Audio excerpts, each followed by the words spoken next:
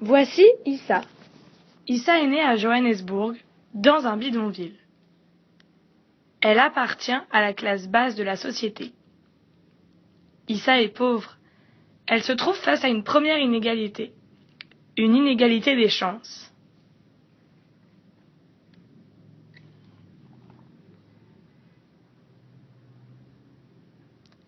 Issa grandit. Peu à peu, le monde s'offre à elle et l'amène vers la culture. Mais Issa doit faire face à une seconde inégalité, celle d'accès à cette culture. Dans ses conditions de vie, elle n'est sensibilisée ni aux livres, ni aux médias, ni aux magazines.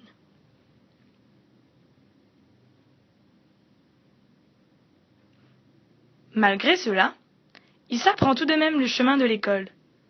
Mais elle s'aperçoit qu'un mur va lui bloquer la route.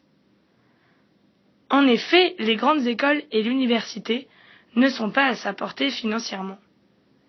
Issa fait donc face à une inégalité de savoir. Moins bien formée que les autres, Issa peut tout de même s'en sortir et accéder à des entretiens.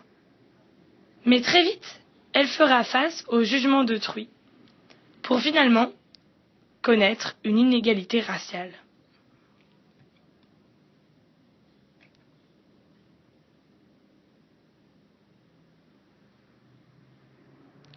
Issa est ainsi née dans des conditions difficiles, cela entraînant toutes sortes d'inégalités auxquelles elle a dû faire face tout au long de son existence.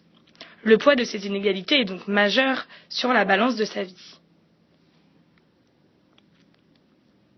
Mais faisons un retour sur ces expériences passées. Nous pouvons nous demander s'il n'est pas possible de réduire ces inégalités.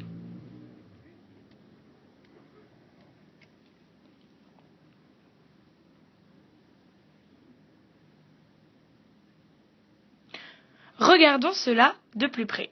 Il est aujourd'hui possible de réduire les inégalités d'embauche car divers textes de loi ont été mis en place. L'inégalité raciale disparaît. L'inégalité d'accès au savoir peut aussi être réduite. Aujourd'hui, de nombreux systèmes de bourses sont mis en place. Le côté financier n'est plus un frein et assure une inégalité entre tous les étudiants.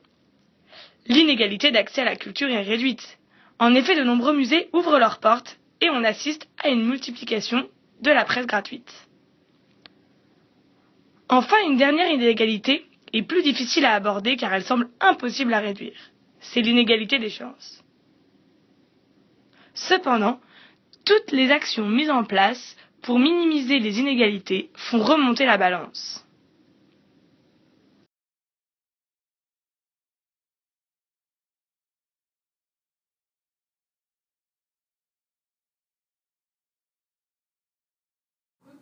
Nous concluons que oui, il est possible de réduire les inégalités, mais certaines resteront immuables car l'homme n'a aucun pouvoir dessus.